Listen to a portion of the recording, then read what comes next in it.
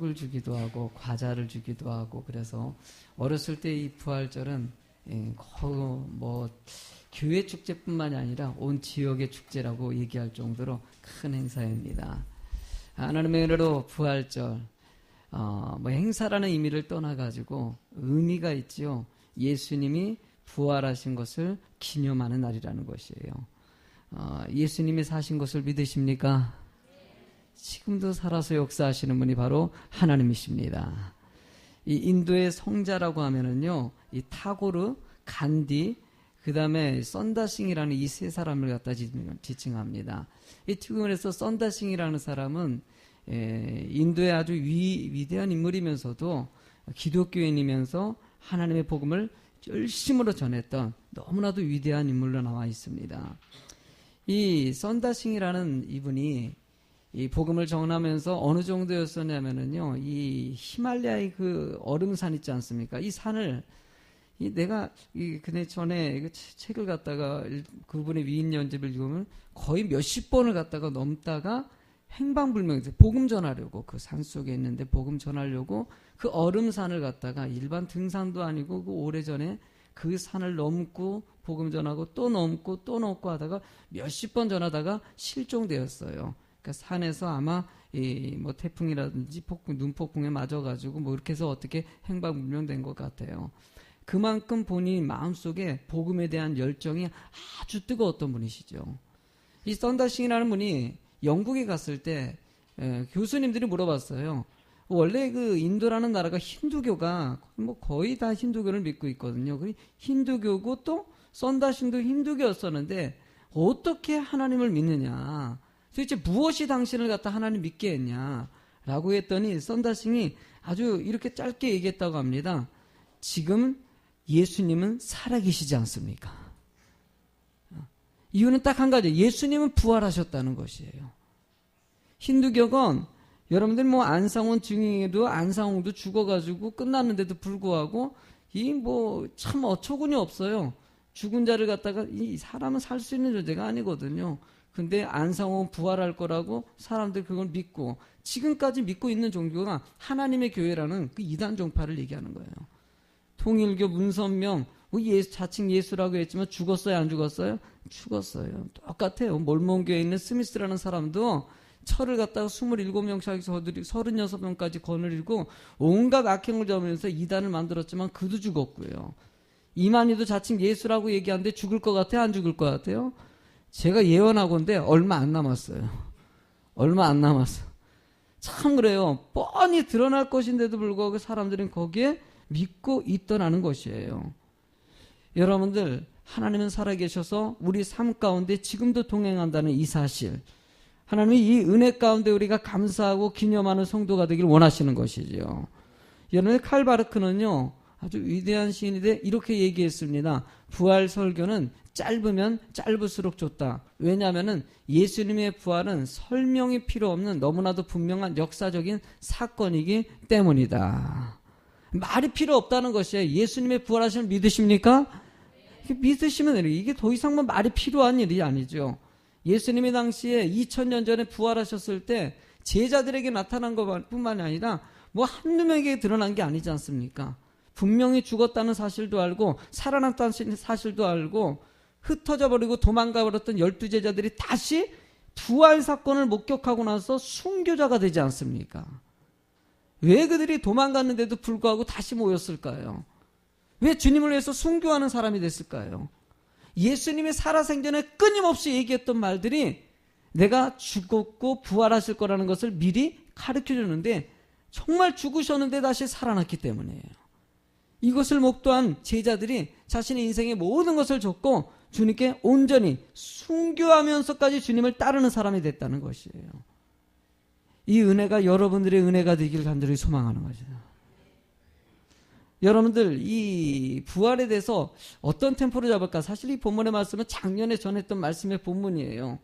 이 말씀을 통해 가지고 제가 승리라는 쪽으로 한번 가닥을 잡았어요. 부활은 바로 승리다. 따라합시다. 부활은 승리다. 일단 첫 번째로는요, 죄악에 대한 승리입니다. 마태복음 1장 21절의 말씀을 읽어보시겠습니까? 아들을 낳으려니 이름을 예수라 하라. 이는 그가 자기 백성을 그들의 죄에서 구원할 자이심이라 하니라. 예수님께서 이 땅에 오신 것은 죄를 구원하시기 위해서 이 땅에 오셨다는 것입니다. 여러분, 로버트 로이슨이라는 사람이 있습니다. 이 로이슨이라는 사람이 폭력배에 어렸을 때부터 가정이 불우하다 보니까 로이슨이라는 사람이 폭력배, 쉽게는 깡패가 된 것이에요. 깡패돼서 완전히 밑바닥 같은 인생을 살고 있다가 예수님을 만난 거예요.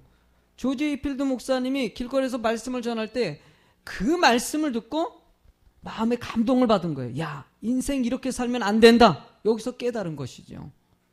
깨닫고 나서 그가 변화돼가지고 쓴 찬양이 뭐냐면요, 시가 있었는데 그 시가 찬양 28장에 있는 복의 근원 강림하사라는 찬양입니다. 여러분들 들어봤죠? 복의 근원 강림하사 찬송하게 하소서. 한량 없이 자비하신 증량할 길 없도다. 천사들의 찬송가를 내게 가르치소서. 구속하신 그 사랑을 항상 찬송합니다. 로이슨이라는 사람이 하나님의 은혜를 받고 나니까 너무 감동해서 내 모든 인생을 다 내려놓고 복의 근원이 되신 예수님만을 따르고 살겠다고. 그리고 하나님의 사람이 됐습니다. 그런데 여러분들 신앙생활할 때 유혹이 있어요, 없어요? 그 로이슨이라는 사람이 그렇게 살다가 또 폭력의 유혹을 받습니다. 유혹을 받아가지고 또 악의 글로 다시 들어가게 됐어요.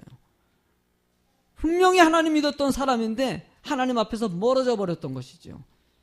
똑같이 옛날같이 악행을 일쌌던 그 로이슨이라는 사람이 길을 걷고 있는데 어떤 차가 갑자기 마차가 쭉 가다가 어떤 여인이 물어보는 거예요. 아니 혹시 저쪽에 있는 교회 가십니까? 사실 교회 가는 게 아닌데 괜히 물어보니까 네 그런 거예요. 옛날 습관이 나가지고 얼떨결에 네 그런 거예요. 아 그러면 타세요. 그러니까 얼떨결에 탄 거예요. 그 마차를 타고 가면서 어느 교회 가세요? 그러니까 그냥 당신이 가는 교회 갑니다. 그래서 이렇게 가다가 딱 서로 이렇게 얘기 나누다 보니까 로이슨이라는 사람이 자기도 모르게 옛날에 하나님 믿어가지고 내가 이런 시를 세상에 복의 근원 강림하사 그 찬양을 작곡하신 분이잖아요. 작사하신 분이냐고. 아니 이분을 이렇게 만날 줄 몰랐다고. 그래서 로이슨이라는 사람이 솔직히 자기를 고백합니다. 나 지금 하나님 믿지 않는다고. 옛날에 하나님 믿었었는데 어느 순간에 내가 또 세상 사람들과 만나가지고 하나님 믿는 사람이 아니라 똑같이 이렇게 폭력계가 또 돼버렸더라고. 이렇게 얘기하자 그 여인이 그 남자에게 얘기하는 거예요. 당신이 시로 쓴 내용 중에서 3절의 이야기가 있지 않냐. 3절의 이야기가 어떻게 시작됩니까? 주의 은혜 사슬대사 나를 주께 매소서. 우리 마음은 연약하여 범죄하기 쉬우니 하나님이 받으시고 천국인을 치소서. 우리들이 연약하기 때문에 어느 순간에 우리는 범죄하기 쉽다는 것이에요.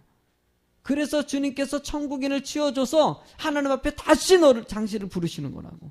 그가 거기서 눈물을 흘리면서 회개하고 그날 교회 가가지고 다시 회복하고 하나님의 사람이 됐다는 얘기예요.